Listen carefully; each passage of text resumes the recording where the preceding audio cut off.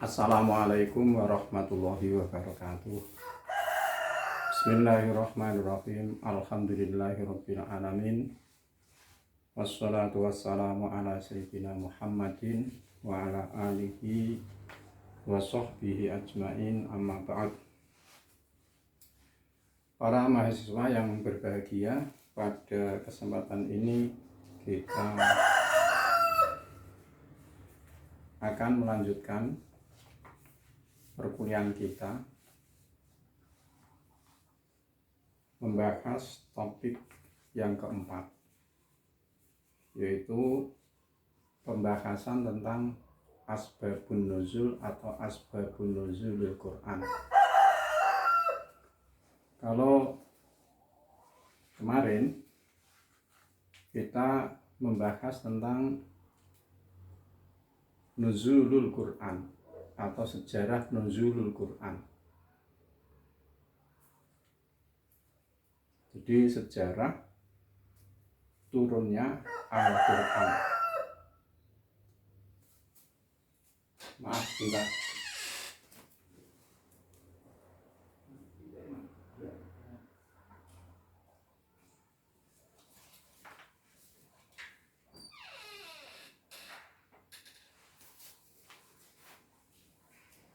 Untuk kali ini kita akan membahas asbabu nuzulil Quran. Jadi jangan langsung memahami nuzulul Quran dengan asbabun nuzul. Di asbab itu, asbabun nuzul itu dua kata yang terdiri dari asbab dan nuzul. Asbab itu jamak, mufradnya adalah sabab. Kemudian kata yang kedua adalah nuzul, artinya turun. Berarti secara lugawi atau etimologi bahwa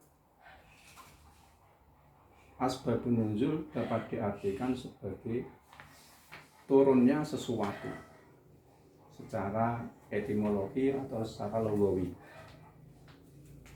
Sedangkan secara istilahi atau secara terminologi, asbabun nuzul itu oleh para ulama mendefinisikan dengan definisi yang berlainan, tapi intinya adalah sama. Kalau berbeda itu hanya sekedar redaksionalnya saja. Di antaranya menurut Imam Az-Zarqawi. Imam Az-Zarqawi dalam kitab Manahilul Irfan memberikan definisi bahwa sababun nuzul atau asbabun nuzul adalah segala hal yang menyebabkan sepotong ayat atau beberapa ayat diturunkan. Jadi asbabun nuzul adalah segala hal yang menyebabkan sepotong ayat atau beberapa ayat diturunkan, atau untuk menerangkan hukum sesuatu yang terjadi pada saat terjadinya sesuatu itu.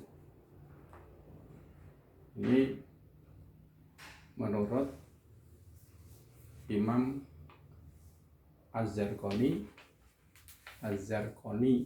dalam kitab Manahilul Irfan.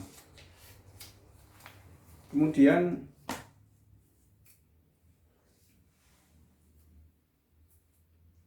dari mana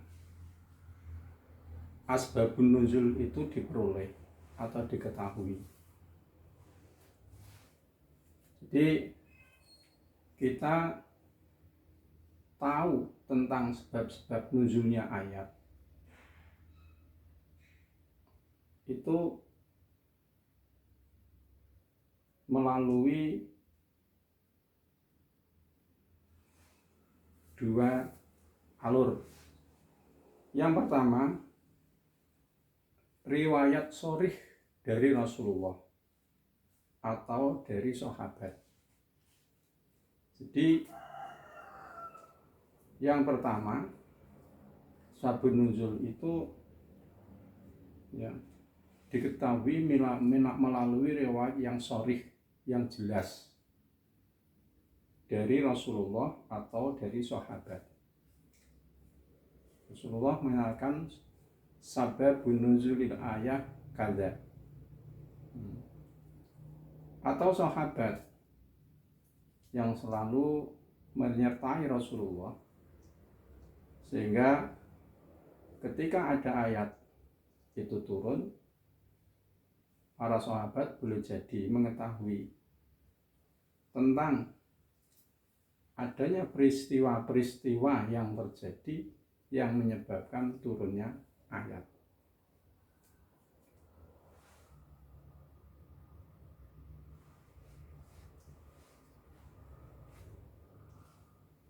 Atau juga dari tabi'in. Orang yang tabi'in itu siapa? Tabi'in adalah orang yang ketemu dengan sahabat, iman dan mati dalam keadaan iman atau Islam. Itu tabi'in.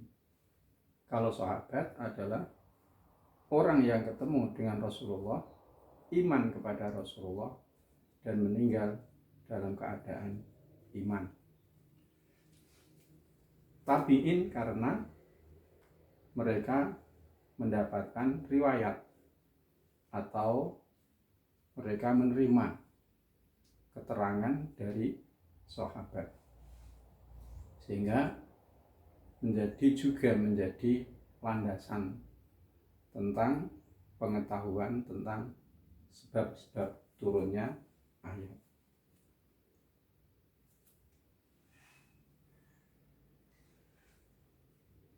Nah, sebab-sebab turunnya ayat itu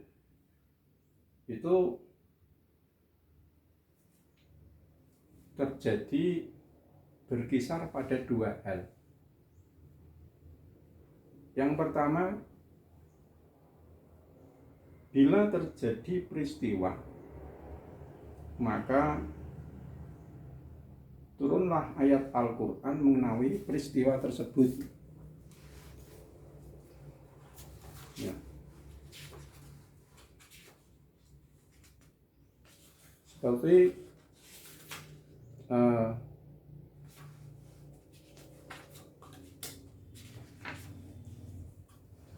peristiwa tentang turunnya surat Al-Lahab. Ya, surat Al-Lahab. Jadi pada suatu saat, ya, di situ Rasulullah berdakwah, mengajak kepada para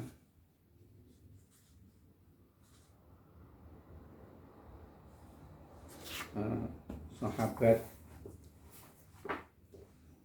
untuk beriman kepada Allah. Orang-orang Makkah diajak oleh Rasulullah pada saat itu berada di sekitar Marwah, Sofa. Di sana ada Abu Lahab. Ketika Rasulullah mengajak mereka untuk beriman, kemudian Abu Lahab ya berkata, hanya untuk ini Muhammad kamu mengumpulkan kami. hanya untuk ini kamu mengumpulkan kami. Dengan adanya peristiwa itu, maka turunnya ayat Al-Lahab, tabbat yada abi lahabiu, tabbat yada abi lahabiu wa tab, ma aghna anhu maluhu wa ma kasab, al-ayat.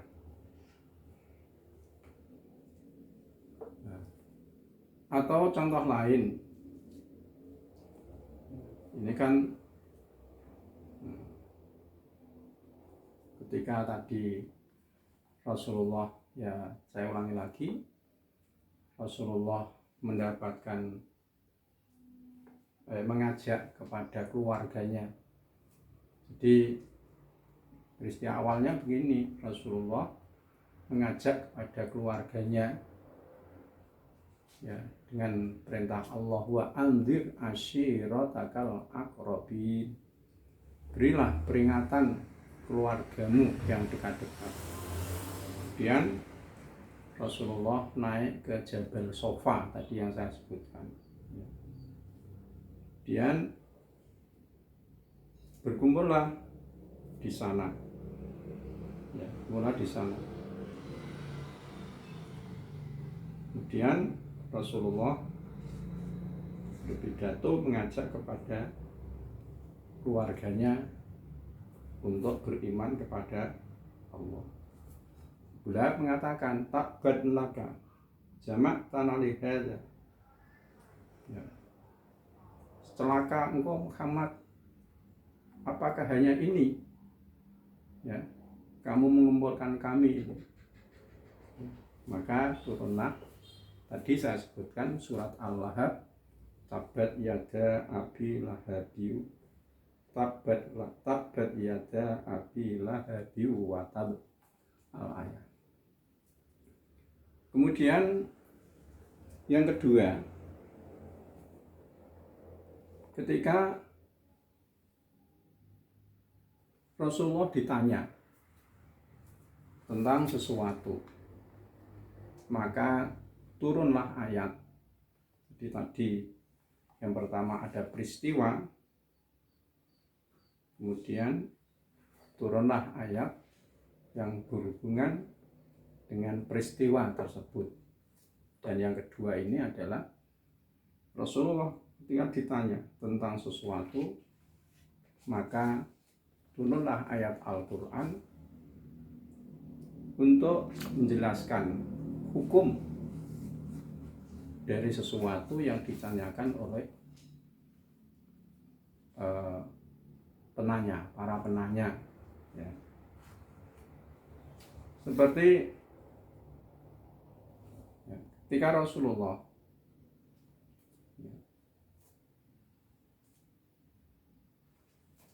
ditanya tentang hukum, ya, jadi hukum seorang yang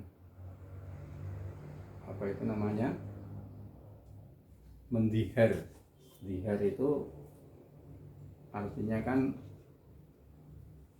menyamakan seorang suami, menyamakan istrinya dengan punggung ibunya dalam hal tidak boleh dikumpuli atau disetubui. Ini adalah salah satu cara orang-orang Arab jahiliyah ketika mereka itu mentalak istrinya dengan cara menyamakan istri-istrinya itu dengan punggung ibunya. Nah,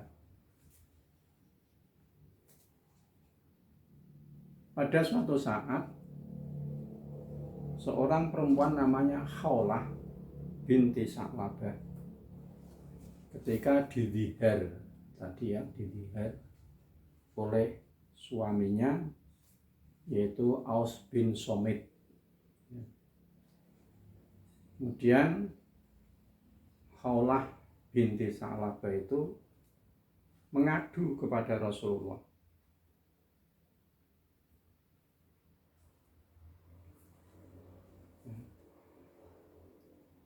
Mengadu kepada Rasulullah tentang hukum sesuatu yang menimpa kepadanya, dan pada saat itu Kholah belum tahu tentang hukum yang menimpa kepadanya. Dia datang kepada Rasulullah. Ya.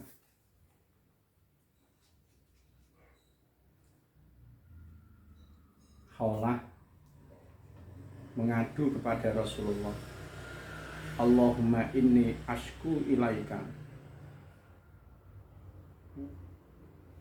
ya Rasulullah, akala sababi wa nasartu lahu batni hatta idza kabura sinni wangkoto awaladi dhahara minni. Rasulullah, dia telah menghabiskan masa mudaku dan saya telah melayani kepada dia, sehingga saya telah sampai usia yang tua ini dan telah terputus anak saya. Dia suaminya mendihar kepada saya. Maka Rasulullah berdoa, Allahumma inni ashku ilaika. Qalat fama barihat hatta nazalat. Ya. Allahumma inni ashku ilaika. Ya. Ini bukan Rasulullah tapi Kholah. Jadi saya mengadukan permasalahan saya kepada engkau. Nah, Rasulullah nunggu turunnya ayat untuk memberikan putusan hukum tentang peristiwa yang dialami oleh seorang perempuan namanya Kholah yang telah dizihar oleh suaminya. Maka turunlah ayat Qad sami Allahu qaulal lati tujadiluka fi zawjiha. Allah telah mendengar ucapan perempuan yang telah mengadukan perkataannya, yang telah mengadukan permasalahannya tentang suaminya, yaitu Aus bin Somit.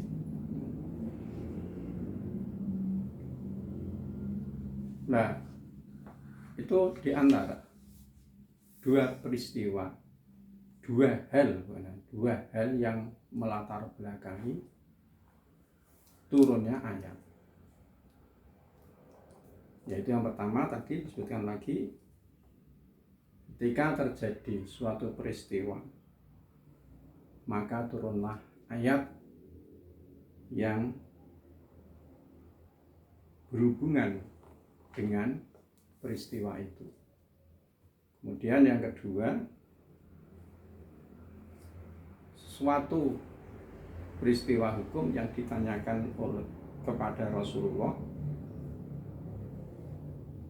kemudian turunlah ayat Al-Quran untuk menjelaskan tentang hukum peristiwa itu. Apakah semua ayat Al-Quran itu ada sebab nuzulnya? Jawabannya tidak. Semua ayat Al-Quran itu ada sebab nuzulnya. Sebabnya Al-Quran itu adalah kitab petunjuk, kemudian petunjuk untuk manusia ini beriman kepada Allah dan kerasulan para rasul, menjelaskan peristiwa-peristiwa yang telah lalu seperti qasas atau cerita-cerita para nabi dahulu dan para umatnya, peristiwa yang terjadi pada masa sekarang ini, dan berita-berita tentang hal-hal yang akan datang. Jadi tidak semua ayat Al-Quran yang turun itu memiliki sababun nuzul. Kemudian selanjutnya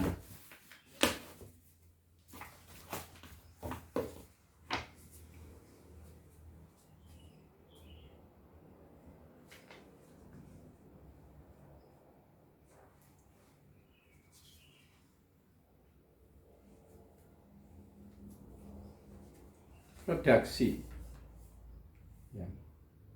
Redaksi atau lafal yang menunjukkan tentang sebab nuzulnya suatu ayat, redaksi. Di yang pertama, di dalam kitab-kitab itu, umpamanya di dalam tafsir, di situ ada redaksi sababun nuzuli hadhil ayat kanda, sebab turunnya ayat ini adalah demikian. Satu. Atau menggunakan fa ta'kidiyah, ya. Artinya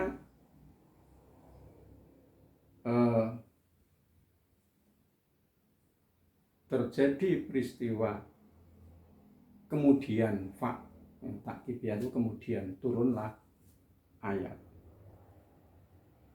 Jadi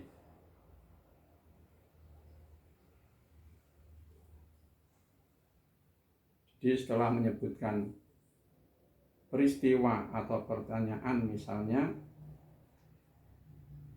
ada pertanyaan hadas, pernyataan hadasa kada, terjadi peristiwa demikian ini, maka turunlah ayat.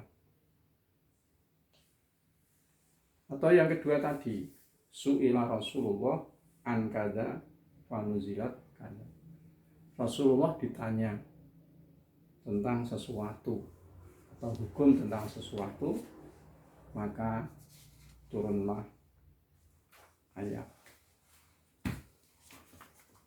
Nah, di dalam sababun nuzul ini apa sih faedahnya mengetahui sebab nuzul? Yang pertama, faedah atau manfaat mengetahui sababun nuzul. Satu, menjelaskan tentang hikmah yang mendorong ditasrikkannya hukum, ya. Ditasrikkannya hukum, dan mengetahui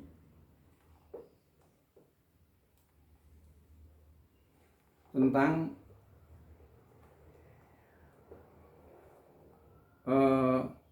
perhatian syara kepada kemaslahatan umum. Jadi menjelaskan hikmah.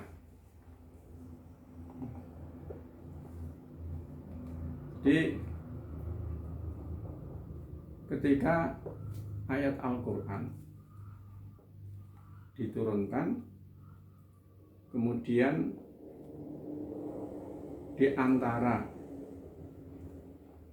ayat itu disebutkan sebab nuzulnya adalah untuk mengetahui hikmah yang mendorong ditasrikkannya hukum. Artinya mendorong terjadinya atau diturunkannya hukum. Seperti tadi peristiwa Khawlah, ya, Khawlah tadi binti Sa'labah ketika dilihat oleh suaminya, ya. Nah, asalnya tidak diketahui tentang hukumnya zihar itu menurut ajaran Islam, karena itu sudah terbiasa dilakukan oleh orang-orang jahiliyah, akad jahiliyah dulu. Ketika ayat itu turun, maka diketahuilah tentang hukum dia.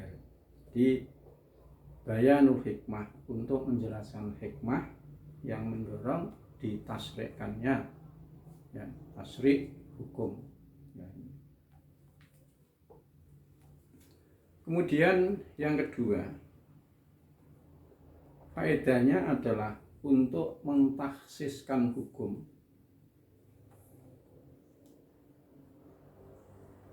Dari sesuatu apabila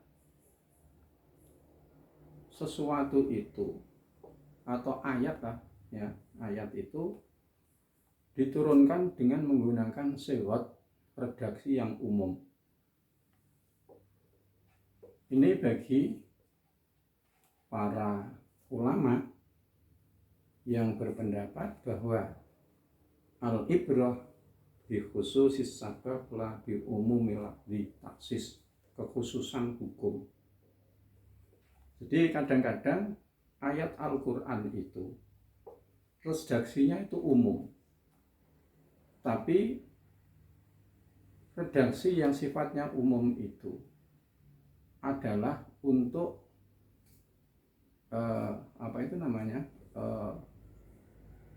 peristiwa yang sifatnya khusus, Jadi disinilah perlu sabab nuzul itu. Jadi kalau kita tidak tahu dengan mengartikan nafsiran Al-Quran, kemudian ayat itu menggunakan sighah redaksi yang umum, maka ya kita pahami itu untuk umum, tapi ternyata itu adalah untuk peristiwa-peristiwa yang sifatnya khusus, ya. Seperti ayat ini, la tahsabannal ladzina yafrahuna bima ataw wa yuhibbuna ayyuhmadu bima lam yaf'alu fala tahsabannahum bima fazatim minal azab walahum azabun alim. Janganlah, sungguh jangan kamu mengira orang-orang yang senang-senang dengan apa yang mereka peroleh. Mereka senang dipuji-puji dengan sesuatu yang ia tidak berbuat apa-apa. Maka janganlah kamu mengira mereka itu bisa selamat dari azab. Bagi mereka azab yang pedih. Di sini menggunakan ayat ini menggunakan alladzina yafrahuna bima atau wa yuhibbuna ayyuhmadu, gunakan sighah umum, ya. Nah, ketika ada peristiwa turun ayat ini Marwan, ya, Gimana memahami ayat ini? Ya. Maka Marwan itu menyuruh kepada pembantunya, bawabnya, coba kamu datang ke bawabnya, namanya Rafiq. Coba ya Rafiq, kamu datang kepada Ibnu Abbas dan katakanlah, jika tiap-tiap orang itu dari kami gembira, senang dengan apa yang ia peroleh, dan senang ia dipuji dengan apa yang tidak ia lakukan, dia akan mendapatkan sanksi siksa. Nah, ketika Rafiq Bawab, pesuruh dari utusan dari Marwan tadi menyampaikan itu, maka Ibnu Abbas langsung menjawab, malakum wali hadhil ayat, bukanlah untuk kamu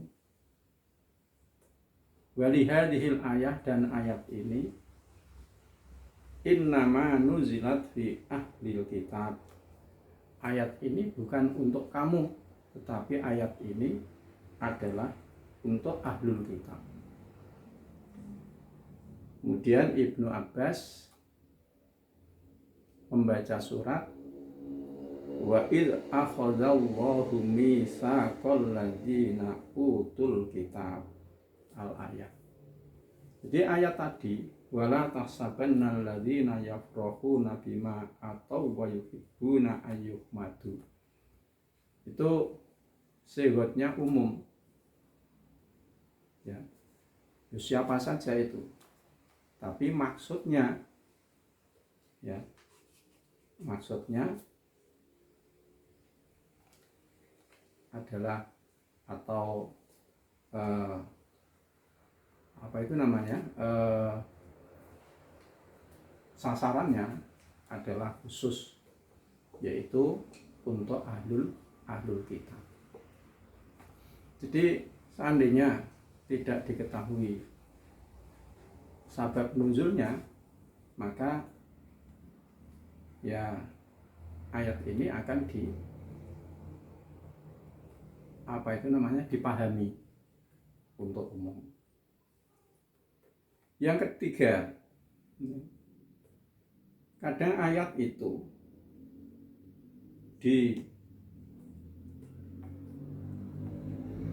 diturunkan dengan menggunakan redaksi yang khusus, tetapi maksudnya atau sasarannya adalah umum, ya, umum.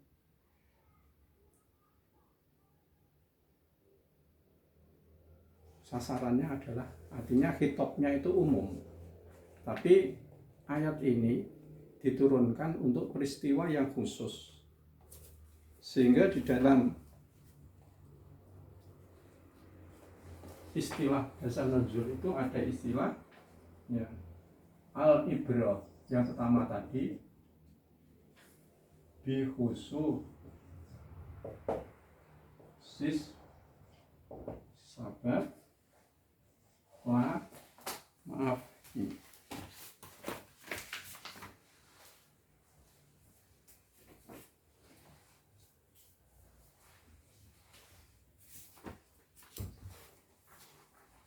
Al-ibrah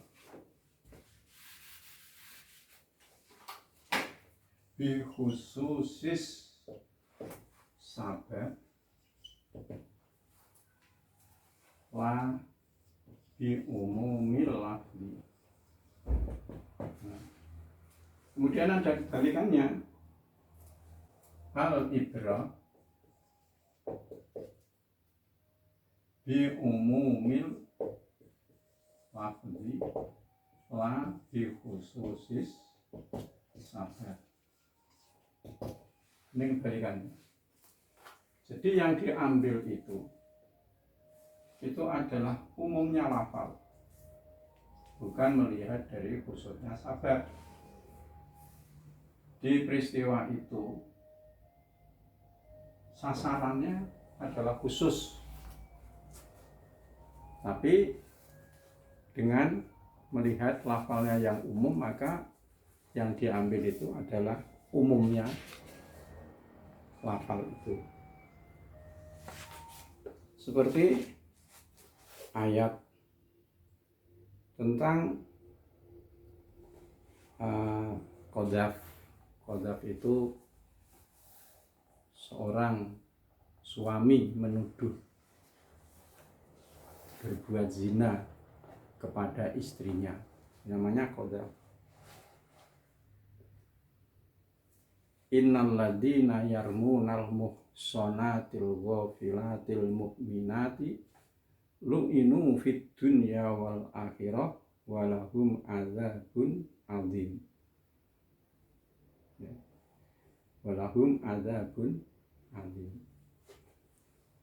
Nah,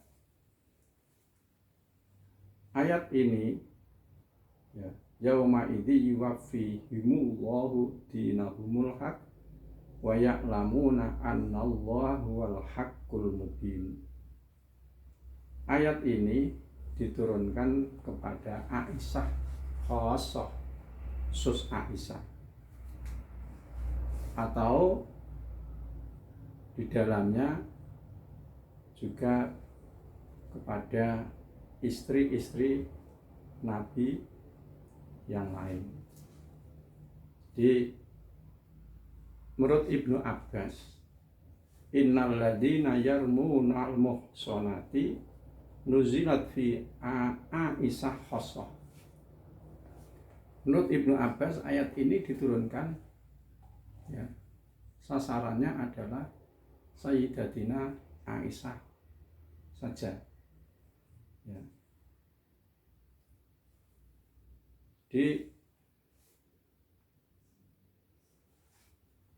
Dengan sasaran yang kepada Aisyah ini, tapi ayat ini bukan hanya berlaku bagi Aisyah ya, tetapi juga berlaku kepada yang lain.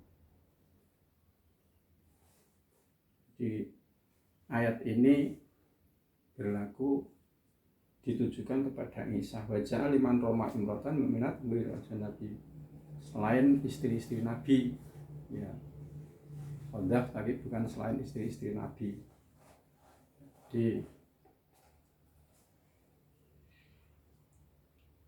Nah, ayat ini berlaku untuk umum, walaupun sasarannya adalah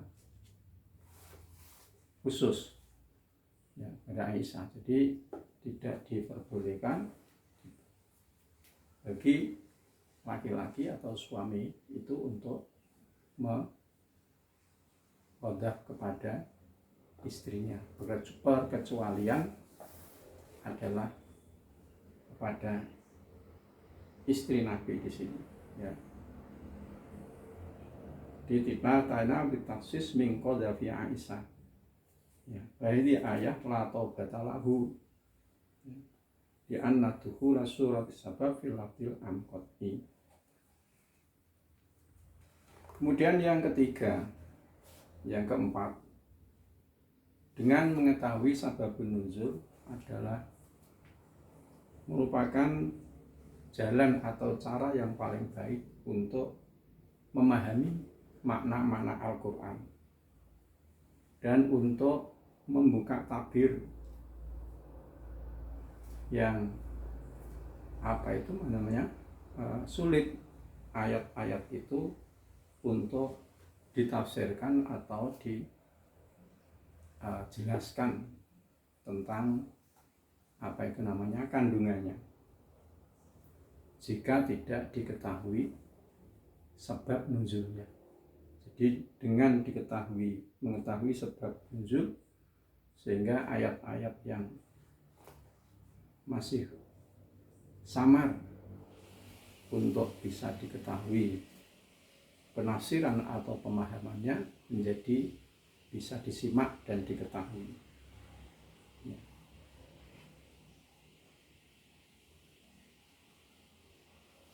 Di antaranya ya tadi ayat yang hubungan dengan Marwan bin Hakam tadi memerintah kepada pembantunya untuk datang kepada Ibnu Abbas tentang tanya tentang ayat la tahsabanna alladziina yafrahuna bima atau wa yuhibbuna ayyuhmadu bima lam yaf'alu al-ayah.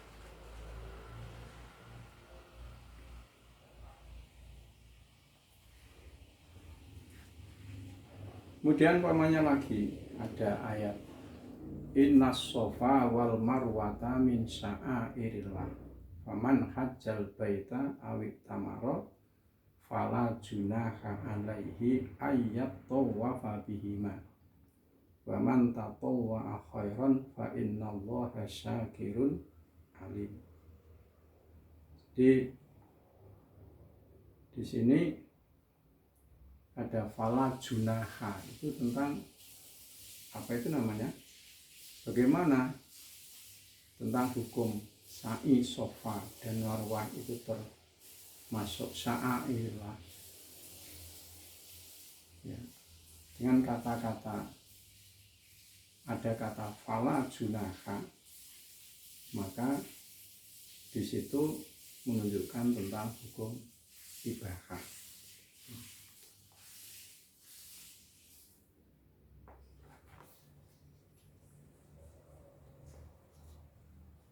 Nah, tentang kembali kepada al-ibrah bi khusus sabab la bi umumil lafzi atau sebaliknya. Ya, kalau memang ada ayat itu jelas ya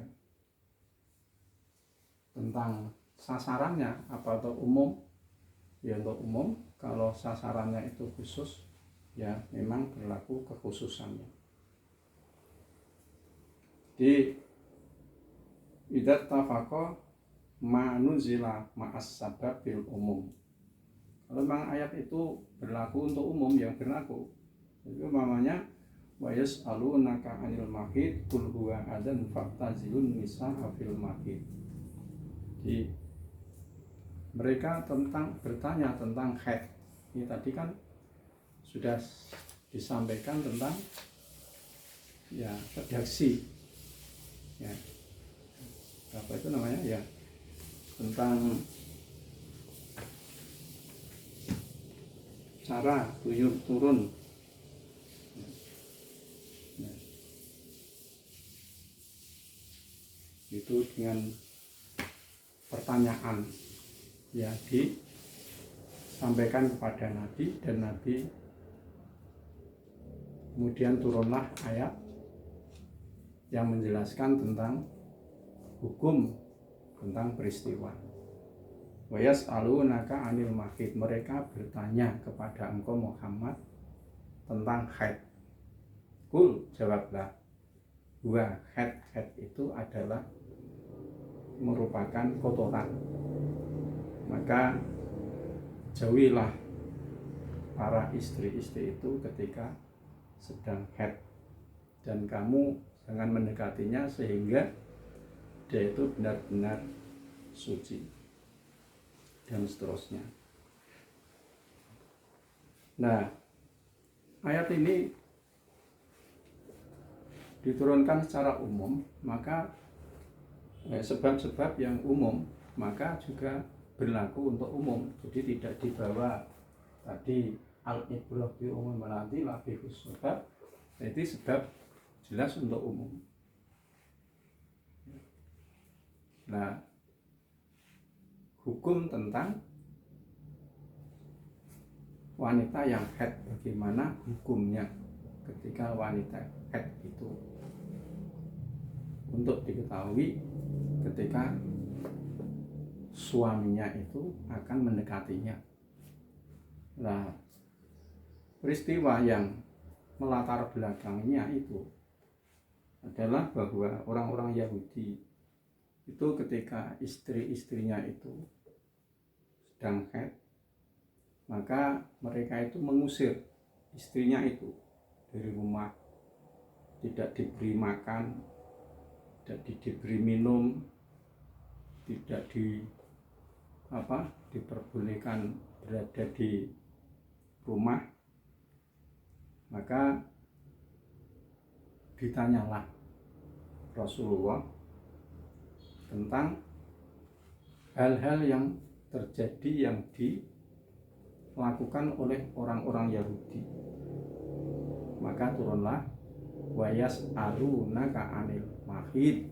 Di situ langsung ayat itu berlaku untuk umum, redaksinya umum, berlaku untuk umum pula.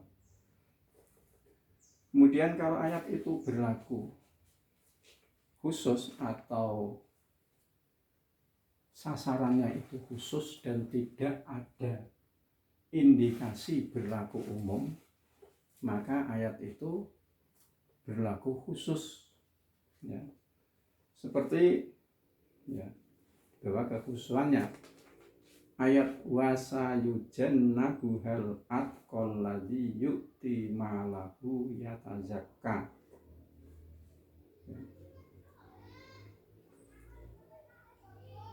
Jadi wasayujannabuhal atqa, al atqa itu adalah isim tafdhil.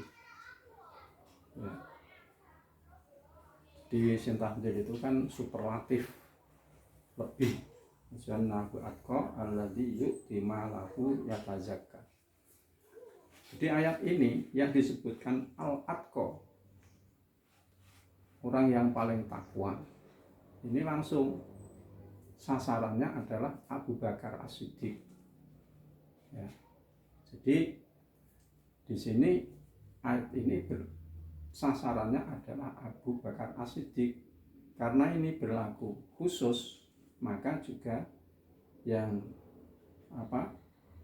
penjelasannya atau penafsirnya juga berlaku khusus. Bahasanya jannabu al-atqa, di situ maksudnya adalah al-atqa adalah Abu Bakar As-Siddiq.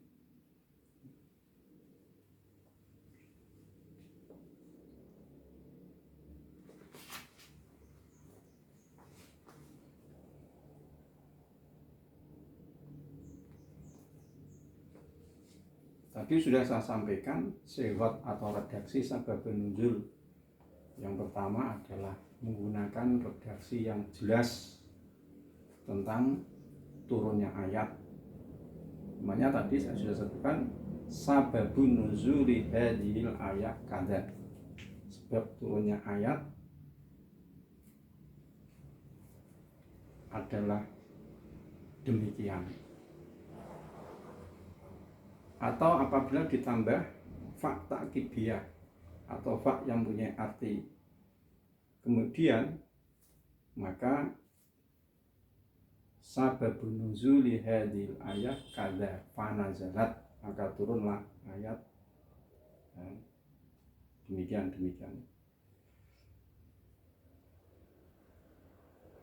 Kemudian yang kedua, nuzilat hadhil ayat fi kada. Walaupun ini menggunakan senggot atau redaksi fi'il mabni majhul, tapi menunjukkan pula bahwa ini adalah senggot yang menjelaskan tentang sebab nuzul ayat. Dari mana? Ya, kita tahu dari kitab-kitab umpamanya kitab-kitab sababun nuzul. Ya. Seperti As-Suyuti itu punya kitab Lubabun Nukul fi Asbabin Nuzul. Jadi di situ kitab menjelaskan tentang sebab-sebab turunnya ayat-ayat. Jadi ayat-ayat yang menjelaskan tentang ayat-ayat yang memiliki sababun nuzul. Nah, bisa disimak itu. Ayat ini sebab turunnya ayat ini adalah demikian.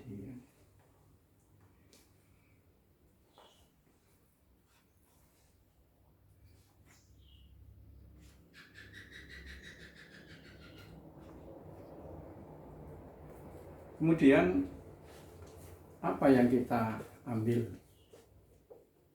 faedah atau manfaat dengan mengetahui asbabun nuzul ini? Ya, apa manfaatnya kita mengetahui asbabun nuzul ini?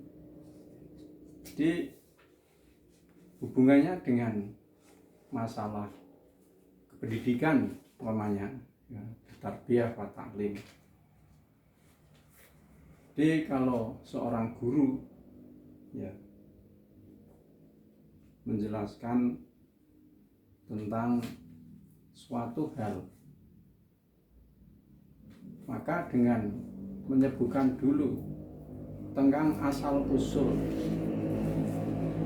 terjadinya suatu peristiwa itu, maka akan lebih bisa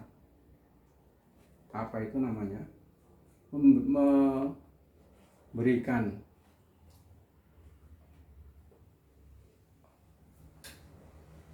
bisa memberikan daya ingat atau bisa lebih lama diingat oleh para siswanya, sehingga ketika sesuatu itu diterangkan kemudian dijelaskan pula sebab-sebabnya atau peristiwa yang melatar belakangnya, maka konsentrasi para siswa itu ya akan tertuju pada suatu itu, dan mestinya mereka akan lebih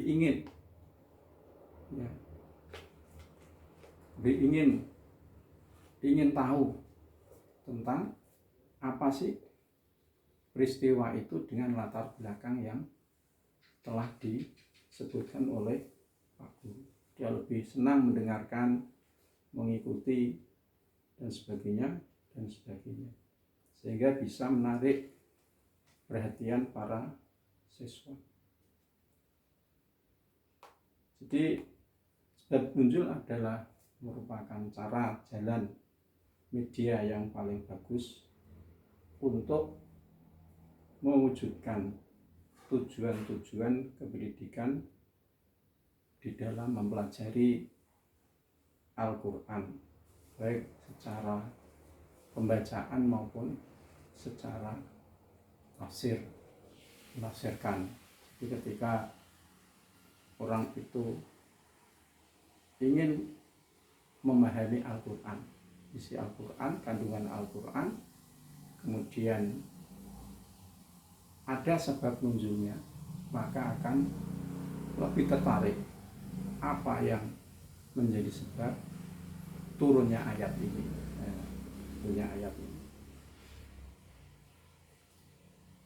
Karena apa? Sebab nuzul itu kadang-kadang menyebutkan tentang kisah, cerita yang terjadi, kisah-kisah yang terjadi. Jadi sebab nuzul itu kadang-kadang mengenai hal kisah yang terjadi. Kalau orang itu ya mendengarkan kisah, maka biasanya itu lebih tertarik untuk mendengarkan kisah itu.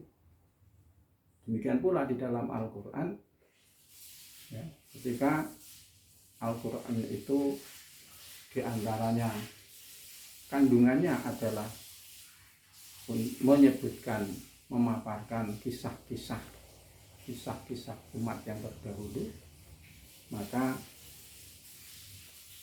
sangat menarik ya, untuk diketahui tentang isi kisah itu.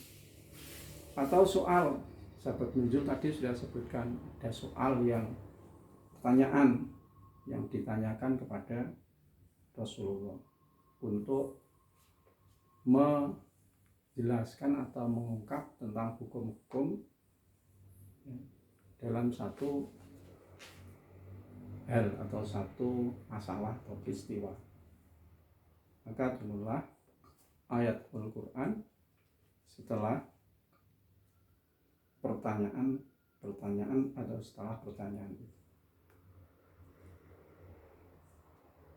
Jadi untuk mendorong para, kalau guru ya para muridnya, maka model adanya sababun nuzul ini sangat baik sekali digunakan metode pembelajaran.